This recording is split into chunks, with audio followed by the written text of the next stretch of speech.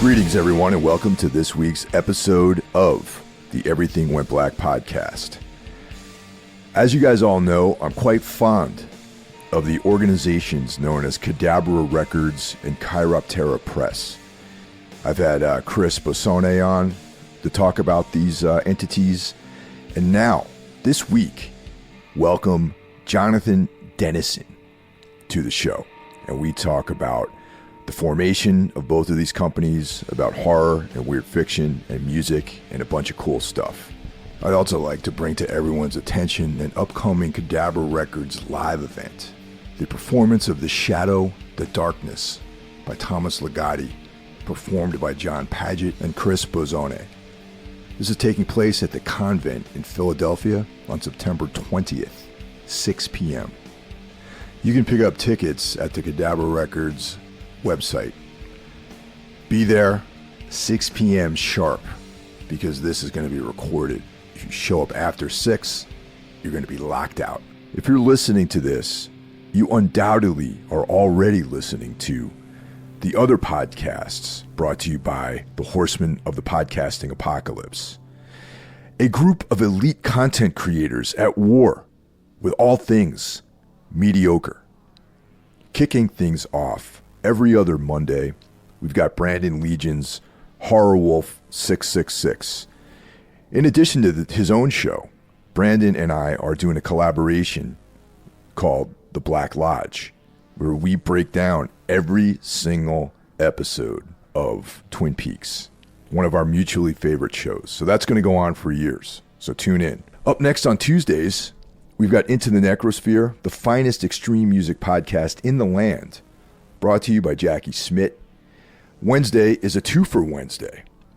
We've got, of course, Everything Went Black, as well as Iblis Manifestations, brought to you by Cheyenne of the band Trivax. Thursday is another double shot day. It's Necro Thursday with the Necromaniacs Horror Podcast, as well as Day 1 of Soul Knox, brought to you by Carl Hikara. Friday, Spitball Media comes at you. Saturday is a day off. But Sunday, Carl returns with Day 2 of the Soul Knox podcast. Carl and I are well into our Darkness Weaves collaboration, where we discuss the work of Carl Edward Wagner. If you're a fan of the show, thank you very much. However, if you want to step it up, you can join the Everything Went Black Patreon. For as little as $1 a month, you get access to bonus material. For $5 a month, you get bonus material plus early access to the regular shows. And for $25 a month, you can become a sponsor. Stick around, guys, because at the end of the episode, I'm spotlighting a track from the band Hikikomori, who have a new record out called Weeping Paroxysm. And I'm playing this track on behalf of a good friend of mine, Rich Emery. This is his brand new band, and you can check it all out on Bandcamp, so stick around. Jonathan, thanks for joining us this week. It's cool that you and I are finally going to get a chance to actually do an episode together, because Chris has been on a couple times, and so glad to finally catch up with you. Hey, it's a pleasure. Thank you for having me on. Yeah. How'd you guys meet anyway? That's a question I don't think I've ever asked either one of you.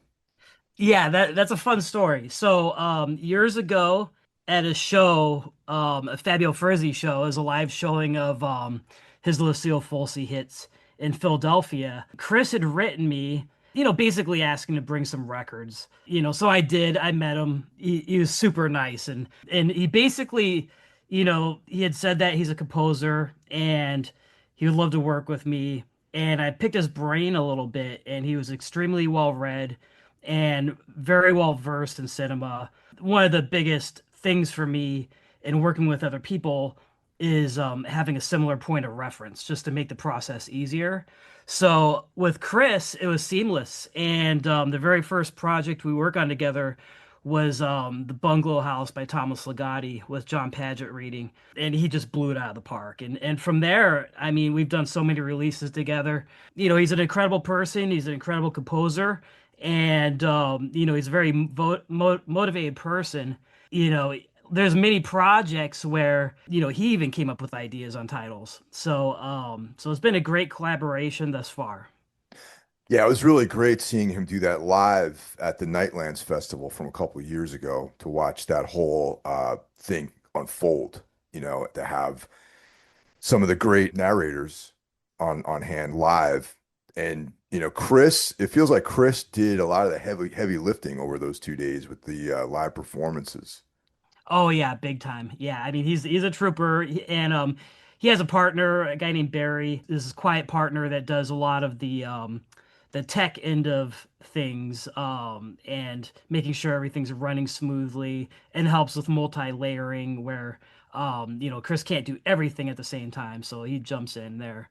And yeah, he's been awesome, and yeah, that's basically yeah, Chris was next to myself, I think Chris had worked the hardest on that one, and yeah, I mean he's a trooper. I mean he did, Jesus Christ. I mean he's at that festival. Yeah, I mean he was running straight for basically the entire festival. So hats off to Chris Bozone. Yeah, that was a great event, man. Before I even knew you guys, I had bought tickets for that event. And I was like, this sounds like exactly the kind of thing I need to check out, a weird fiction, cosmic horror event. And then it was right around the same time that I heard about Cadabra Records. So I was listening to the Lovecraft e-zine podcast. It was like Right. early one morning. Actually, no, it's funny, it's coming back to me. It was like probably like 5 o'clock in the morning. I was getting ready to go to work. I popped in podcast. And by the time I got to my office at like 6:30 a.m., the idea of checking out the Cadabra Records site had already crossed my mind. So I was checking it out and I was like, man, this is like a gold mine of stuff for someone like me who loves, music, narration, and specifically weird fiction and cosmic horror and that all that sort of stuff together in one place was like awesome. So how did you it's weird fiction is almost it's a very specific niche type of fiction that for people to get into. So how do you get into this type of horror? Yeah, I mean if one, is truly drawn to it, yeah, I mean, to each their own, Anybody that is knee deep in this stuff is a little bit quirky in some way, I would have to say. For myself, in my teens, I think the entry point to a lot of the classic authors that we all love now. I found an old used book called Great Tales of Terror and the Supernatural. And I grabbed it right before like a big long road trip, 8 hours drive time. So I just absorb myself into the book, and from there, that's where I would start to dig into Blackwood, Mackin, Lovecraft, all the classic authors, and then yeah, so basically that's the very starting point for me. This type of stuff is not for everyone. And that volume, that Great Tales of Terror and the Supernatural, that I feel like that's a book that comes up all the time when we talk about this stuff because it's Everything. like a very good springboard into all those authors. Exactly, exactly. I mean, if you're new to it, I mean, these are some of the best stories of that time period, so it's the perfect entry point. And if you do your homework from there, I mean, it's just a gold mine. Yeah, anyone who's listening to this right now definitely either you've either skipped them completely or have dug deeply into the Darkness Weaves episodes I've been doing with Carl about Carl Edward Wagner's work. So if you've been listening to those episodes, you guys know my entry point was actually through Robert E. Howard, the Conan stories. And then that's how I picked up that he and Lovecraft were pen pals. And that name came up. And then at like probably like age 13, I found the Lovecraft. Um, at that point, it was I forgot what was the publisher, but they had those awesome covers that had the same artist that ended up Obituary ended up using some of Michael the art. Whalen, Yeah, yeah. yeah, yeah. He also did like Elric and a bunch of other really cool Michael Moorcock stuff. Oh yeah. And those are the volumes that I got into in the Lovecraft material. And it's interesting because you go from Robert E. Howard, who has a lot of those elements in his stories, but they're definitely more adventure. They're dark, but there's an element of sword and sorcery and adventure. And then you get into the Lovecraft stuff, and it's more about atmosphere. There's like a very specific thread of atmosphere that is kind of an overtone in all of this fiction. And the artwork that you produce too, as well as being the man behind the scenes with Cadabra Records and Chiroptera Press, you're also an artist. So did your discovery of art and your talent with art, did all that stuff sort of come around the same time as your interest in this type of fiction? Art came before. Art came, as I mean, this isn't specific to me. This is the same story. Many people who like to draw will tell you it as early as I can remember, I gravitated towards comic books and very early on I discovered Bernie Wrightson and a lot of the classic comic artists of the Warren magazines and then, digging into the ECs and all that stuff. That came first, and everybody's heard of Lovecraft in the very beginning at some point. When you're very young, it's a heavy language to absorb. You're Yeah, literally sitting there with a dictionary, understanding everything.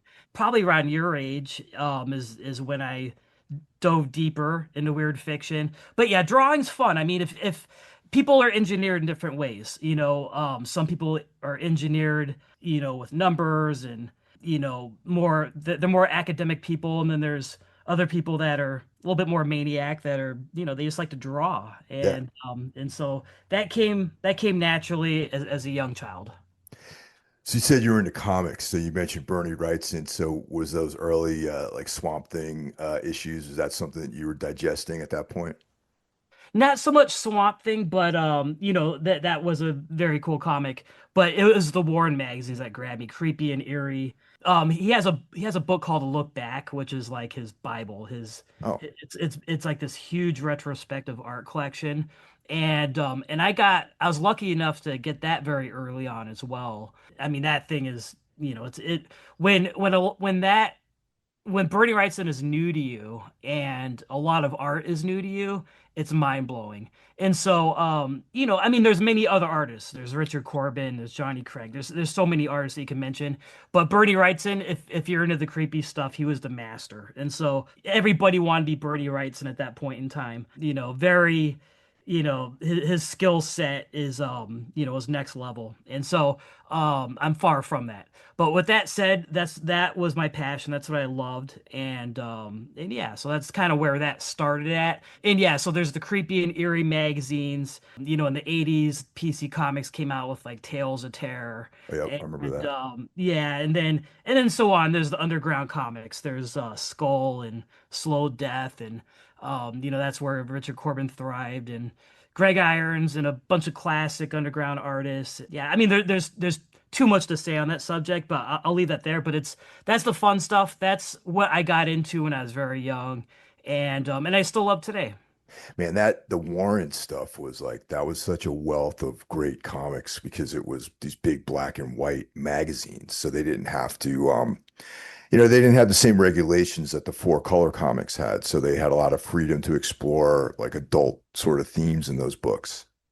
Absolutely, and is a little bit larger. So as far as the print quality, like what the artist can do, was shown in their full glory for the most part, compared to earlier comics where yeah, the four colors smudging all the fine black lines. Yeah. Yeah, I remember catching those right around the same time I read, Savage Sword of Conan, going back to the Robert E. Howard stuff. But that Savage Sword, eerie, creepy, Vampirella, and they had another kind of like a heavy metal. The way I read it, at least, was like a kind of knockoff of heavy metal called 1984, Oh yeah, which became 1994 because once 1984 wasn't the future anymore. right. 1994 was the future back then. So it was like, that and that had a lot of like it totally opened my mind up too. I mean, I'm not an a visual artist at all. I fancy myself to be more a writer than an artist per se, but the Right. just that really ignited my imagination back then. And yeah, that stuff was great, man. I love all that stuff. Absolutely. Yeah. As I mentioned, I've discovered Cadabra Records through the Lovecraft Easing podcast. So when did the idea, like how did you like what motivated you to start that venture? Because it really is like weird fiction, cosmic horror is very niche. Um, the level of detail that you put into each of the releases, getting the artists on board, all that production stuff. Like, had you released music prior to this, or was this like the first time you got in? Like, what's the story behind all that stuff? So on one end of it, as far as engineering Cadabra Records, at one point I spent a lot of time drawing. I had the intention of sort of revisiting my early passion of comics and being a professional comic book artist. I was collecting records by a newer record label called Death Waltz Records, which reissued classic soundtracks and gave it new art, liner notes, and they're beautiful productions. And at the same time, I was collecting what I could find of very early and classic spoken word records. Early Boris Karloff, Vincent Price, etc. And there wasn't a whole lot out there. Once you get through the Caveman catalog and the few others that are out there, you want more. And so something hit me at that time period where I thought I could fuse those two. And I was starting from ground zero. I didn't want to bite something bigger than I could chew. As much as I wanted to do Lovecraft right out of the gate, I needed to get a full production under my belt first and figure out all the learning curves in the process. So I did that Lee Brown Coy record, which, there's lots of lessons learned in that, and I think it was about a year later where I'd reached out to Andrew Lehman and he was great. I just came out of nowhere. He doesn't know who I am, and he took the project on, and same thing with Joshi. I mean that he's a world-renowned scholar. Every publisher works with him. And then I'm just nobody that's asking him for a commission, and he was a pleasure to work with as well. So upon my second release, being the Hound and Eric Zan, then I had a great team under me, and then things started to move, and before I knew it, um, yeah, it's been a fun process. These days there's over 130 titles, under the Cadabra record belt, under the catalog, of very large spectrum from weird fiction, modern horror, all kinds of stuff. Now, Lee Brown Coy is interesting, and he's important because for a couple of reasons. Like number one, his imagery, that sort of stark black, like what I'm familiar with, the black and white, these kind of lattices and things like that, is very much what I if I read a weird fiction tale, his artwork is such like a companion to that. And also, Carl Edward Wagner was inspired to write Styx after viewing some of Lee Brown Coy's artwork. And Yes. yeah, Yep. so he's a very important figure within this whole thing. Oh, absolutely. Yeah. Being where I'm from, located in central New York, the Coy family was pretty close by, and we had Oh, mutual friends. So the way that had come upon was I caught wind of a bunch of stories that Lee Brown Coy wrote for a local paper at the time. And these stories ranged from, historical oddity stories to ghost stories to all kinds of things in between, everything odd. And so I reached out to Bob Coy, which is Lee Brown Coy's son. He basically showed me this big red book that was one of three books that the Coy family made, collecting what was called chips and shavings, and that was the column of Lee Brown Coy's article in I'm trying to remember the name of the newspaper, but it was a local newspaper. I'm blanking out on the name of it. And yeah, so there's this collection of all the original newspaper clippings, formed into a book. And so, yeah, I worked everything out with them. And then next thing I know, I'm transcribing, text and basically setting up a mini recording studio in Bob Coy's dining room. And yeah, we basically spent every other Sunday for quite some time, working on that first record as well as what became the second record. Also, his artwork was used for there's that magazine Whispers.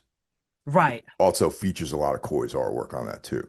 Oh yeah, yeah, yeah. Yep. Stuart Skiff was had a huge role in revitalizing Lee Brown Coy. That's very much like a weird tales sort of angle because all it seems like all those guys back then, all they did is kind of write letters to each other, you know? Like Yeah, yeah, Clark Ashton Smith and Lovecraft were friends, but they never met in person. absolutely. I mean, there's endless book collections collecting the correspondence of all these players and it's incredible. So anyone out there who's not familiar with Lee Brown Coy, definitely check him out.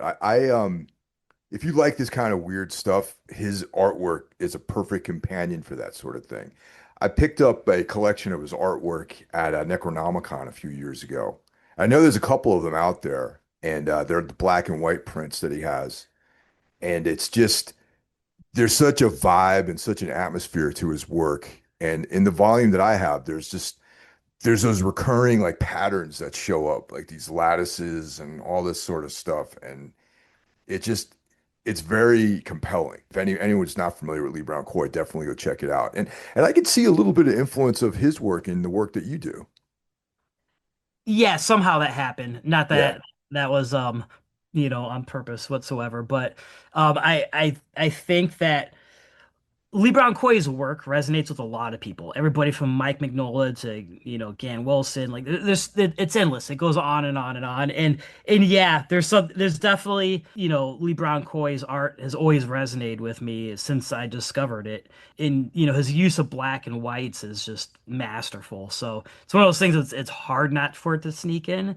And then there's certain things I definitely have done which purposely were riffing off of him, because it was Yeah. sort of called for. But with that said, he's an artist, I should say. He's not widely known amongst the art appreciation circles. He's not a hip artist. You have to dig kind of deep to discover him. But as far as actual artists, people on the know who Lee Brown Coy is, and they know how important his influence is. Have you guys been active at Necronomicon in Providence? I don't recall if we've ever spoke about that. Right. I tabled at it years ago, and that was my only involvement with it, I believe. Yeah, I tabled at it once, and it's a fun convention. It's like every other year. It's an Right. interesting schedule that they keep, you know. Yep. It's Yep. not it's Yep. not an every year thing. It's not an annual thing. It's like a biannual thing. Absolutely. Yes. Yeah, I had a blast. I only went once. I went up there just by myself. I just got like a bed and breakfast and I drove up there for a few days and I just did the whole thing alone. It was tons of just fun, man. I loved it. Oh, absolutely. Yeah. The dealer's room's really fun with Oh, dude. everybody's knickknacks and you'll see Robert Knox there and some great artists setting up there, and it's fantastic to see everybody. A lot of the publishers also table there too. So if you're interested in checking out in like Cemetery Dance and those types of publishers usually And have Hippocampus setups. Press. Yep. Yeah, Hippocampus. So he was at Nightlands too, the Hippocampus guy. Yep. Yep. Yeah. Yeah, they actually that's probably the publisher to check out as well. I think if I'm not mistaken, they published a lot of those books of letters, I think. Oh yeah, yeah. Hippocampus Press has pretty much taken over the vacuum that Necronomicon Press had left. So yeah, basically much of Joshi's output goes into Hippocampus Press. And yeah, they're the masters of weird fiction academia. Actually, one of the high points of that year for me was the year that you guys had Nightlands Festival was meeting ST Joshi in person. That was a high point for the whole year. Yes. Yep, yep. Yeah, he's great. He's he's bigger in life and he's I mean, oh God, there's no other critic, scholar, however you want to put it, more knowledgeable than him on the subject of Lovecraft and weird fiction. And yeah, he's the master. So have you ever seen that documentary, the Lovecraft documentary that Joshi's all over, basically? Yeah, is that the one where it's packed? There's I think Gaiman's in it. Yeah, There's everyone's in it. John Yeah. Carpenter, I think even has a spot in it. Yeah, yeah, yeah, I seen that. Yeah, that's I saw that at the Salem Horror Convention a few, I don't know, like 5 or 6 years ago at this point, probably. And it was pretty cool. Like it was the actually longer than that, man. It was probably like time flies, man. But it was at the Salem Horror Convention, and the theater, the place they showed it was like this like a cultural center that used to be a church, and the actual church part of it is where they showed the movie. So you're sitting in these pews, you know what I mean, watching a Lovecraft documentary with like stained glass around you and everything. It was like really cool. That's awesome. That's great. Yeah, yeah. Joshi was all over that. Oh, I can only imagine. Yeah, the atmosphere, the setting, sounds like it was perfect. Yeah, totally, man. All right, so that's Cadabra Records. What I feel to be like the real kind of focus these days is Chiroptera Press. Yes. And you guys have been like knocking it out of the park. I feel like every month I whip out my checkbook and like throw down and there's all kinds of awesome material that you guys are putting out and beautiful volumes, and a couple of different price points, which I appreciate too. You know what I mean? And Yeah. yeah, so that's like it's incredible the volumes the work that you guys are doing with that. Yeah, thank you. Yeah, and I appreciate your support, of course. Yeah, it's been fun. I mean, it's been the natural pivot from developing relationships with the various authors I've worked with through Cadabra Records and having an opportunity to do my productions book wise has been incredible. Now the actual layout and construction and all that sort of stuff. I mean, you're obviously adept at the visual component of all this stuff. Are you into like the design of these books as well? Yeah, absolutely. I work with various people on the proofing stages. My role comes in as far as being the producer. I put together the teams involved with each production. One of the advantages I have as a graphic designer is the book design on these books. Each project in itself is very unique. It'll call for it needs a certain artist, it needs a certain feel for the layout design of the book. So that's where my role comes in, as a graphic designer to really try to capture the tone and the mood that suits the author. So now let me ask you, I look at these things as very much almost like, from my point of view, like we make an album and then we're like, oh, we want to have Selden Hunt do the artwork or something. So who coordinates the artist with the material? Like, are you behind the scenes with that too? Like for Yeah, example, Paul Romano did that Ligotti book. Is that or how does that get coordinated? Because it really is such a perfect pairing of artists and publication. thank you. Yeah, that's basically my role, assigning the artist to the project. So of course, selfishly as the publisher, as an artist, and Thomas Ligotti being one of my personal favorites. There's certain projects that I'm just gonna do, but if it's not me, it's gonna be Paul Romano. Yeah.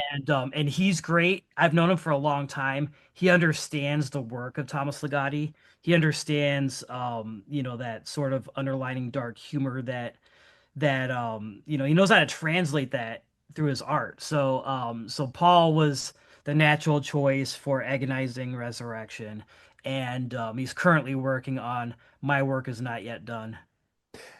So some of this material hasn't been in print for decades.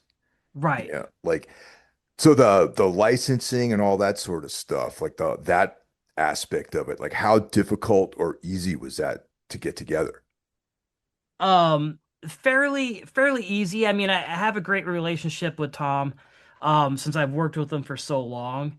And as long as it's not held up by another publisher, it's pretty much, I've pretty much been able to roll with everything that I've wanted to do with them. And yeah, and the way it works is for other authors, you just deal with their agents and hope that the title's open for licensing. So yeah. Yeah, that's those volumes that just came out, and also the stuff that you have in like that's projected to come out is I'm waiting and impatiently to get my hands on some of this stuff. Oh yeah, oh yeah. Next week, by the time you listen to this, Shipping Purgatory will have begun with Teatro Grotesco. So yeah, we're gonna be getting that out the door. I will say too, around Halloween time, there's just gonna be an announcement because we're still in the early stages of it, but there's gonna be a very cool Ligotti related surprise that'll be new for everybody, and not in the sense of new work. I don't want anybody to Oh, jump at that, but it's work that most people have not read. So yeah, I'm gonna be vague with it to keep it a surprise, but at the very least around Halloween there's gonna be an announcement, if not a pre-order. that's exciting, man.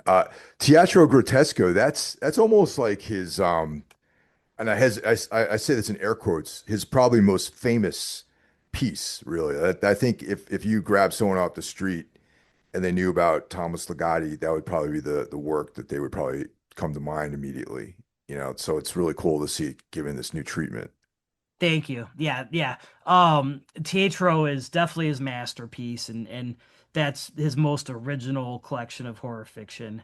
But it's story to story, that collection's incredible, as with all of his works. And but Teatro is really uniquely Ligottian. I mean, that's, if anybody is to use that term Ligottian, just as how people use Lovecraftian, that book defines that.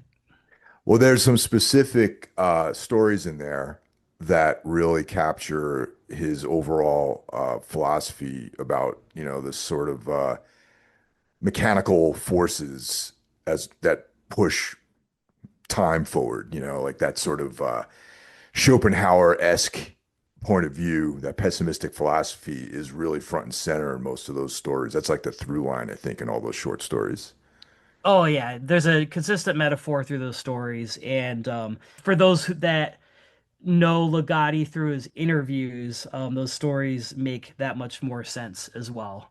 So yeah, it's a fantastic collection, and you know, people ask me once in a blue moon, like, if I was to dive deep, where does it end at? Teatro Grotesco is the master collection of modern weird fiction as far as originality, uniqueness, and bleakness. Yeah, definitely. And there's also what's so interesting about his material is that yeah, it's bleak and dark, but there is this very, very dry sense of humor that's infused in all the stories, Of which course. makes it like bearable in some ways.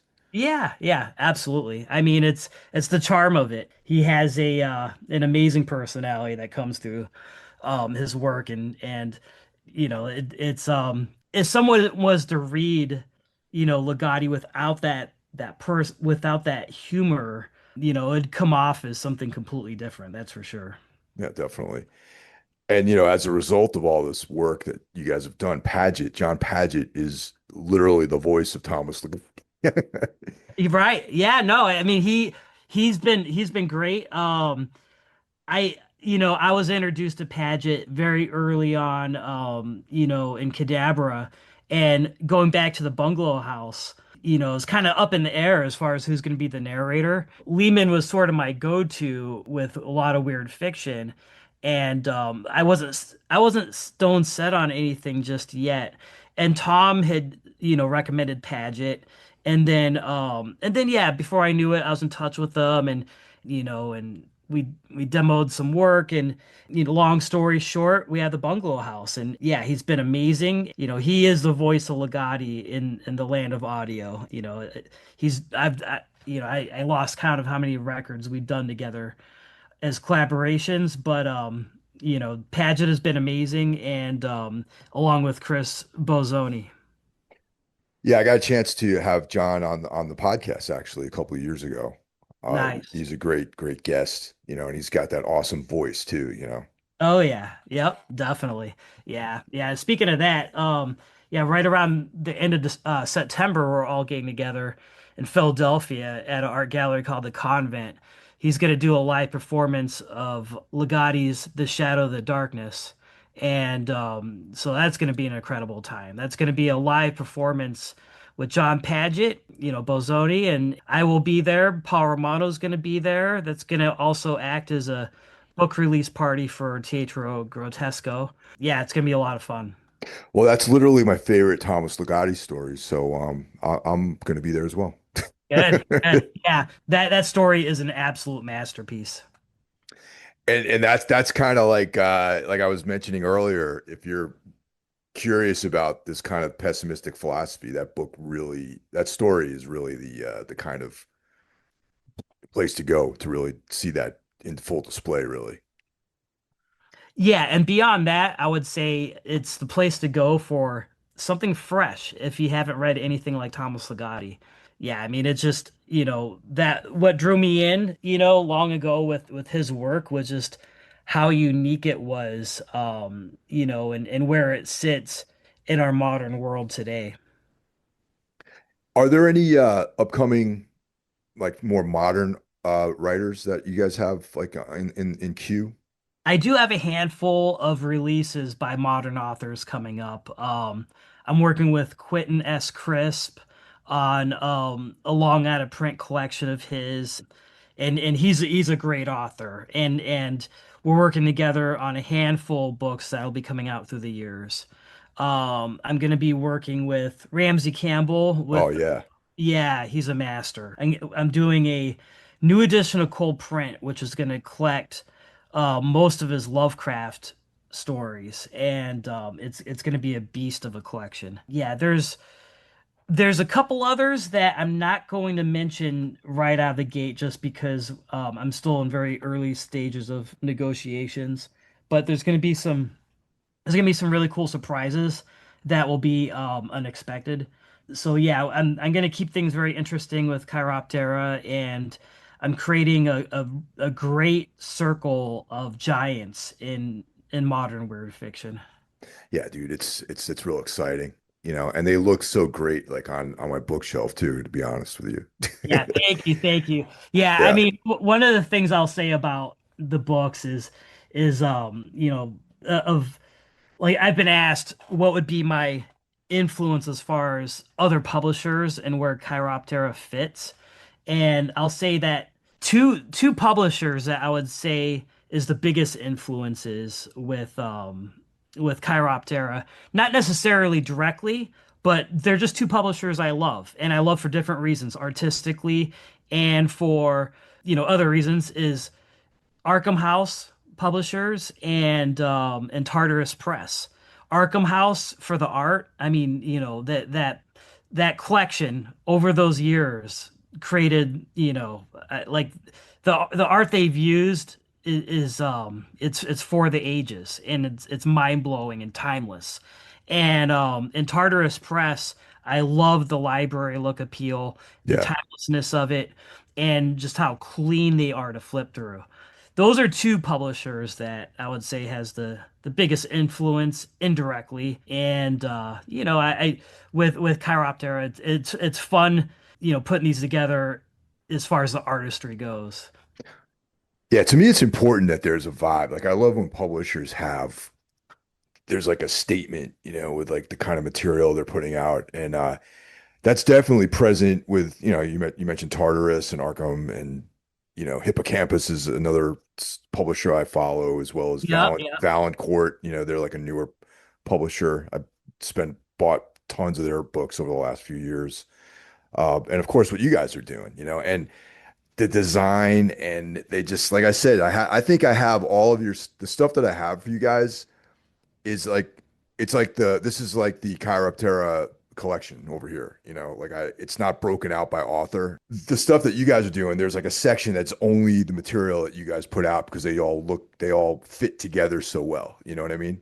Thank you. I appreciate that. Yeah, I mean, it is important, you know. I mean, I'm not perfect by this by any means, by any stretch of the imagination, but I do make a conscious attempt, and this will be refined over the years. I mean, spine to spine, these things have to look accordingly, Yeah, there's people. I mean, some of the customers have OCD way worse than I do that'll notice certain things, but I try to pay attention to detail as much as I can to really dial in, the aesthetic from spine to cover, and it's important, and many of these books, it's not the first time seeing print, so you want to do something unique with it that's worth it for the reader to purchase again as an artifact, even. yeah, exactly. So the Teatro Grotesco event in Philly, do you have details for that available? 6 p.m. Saturday at the convent in Philadelphia. Right on. Now, I went to a couple other events that you guys have done. Is that 6 p.m. start time significant because are you going to be recording this for like some sort of production to be put out or? There will be a live recording, Yeah, yes. And it'll be the last haunt record for Cadabra Records in that series. yeah, So there's gonna be a super small run of records being pressed for this, and yeah, it's I know there's gonna be some surprises. Like I haven't sorted out in detail with Paget yet what else he's going to read, but I think there will be a little bit more than just the Shadow of the Darkness being read. right on. That's awesome. So yeah, if you guys are planning on showing up, make sure you get there on time because it's important to get there on time because there'll be a recording being made. So you don't want to walk in the middle of that kind of thing. Yes, plus the doors lock pretty much after 6, so you don't want to get stuck out there. But yeah, so yeah, 6 p.m.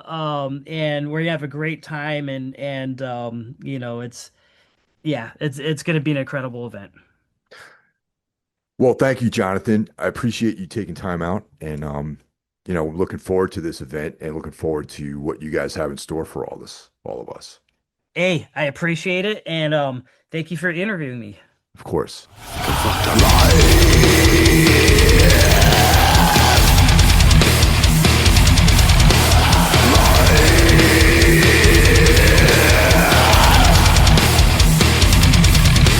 Suicidal ideation, impulsive negative reaction. Trauma is the beginning of the end.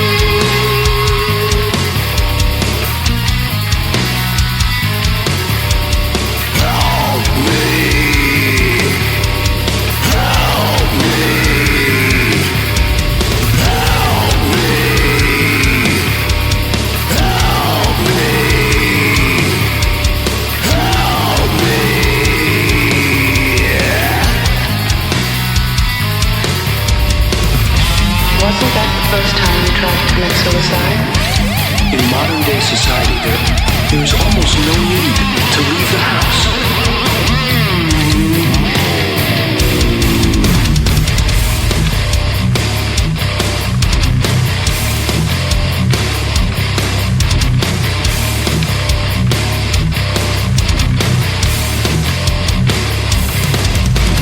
Doctors paid to help me, only cause more grief. Side effects of medications, putting me to sleep.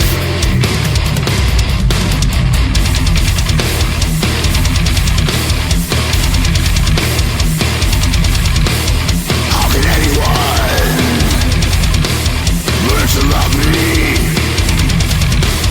How can anyone really help me? How can anyone fucking judge me? Thinking right. I'm in pain, man. I feel the universe functioning perfectly, but I'm still perfectly locked inside myself.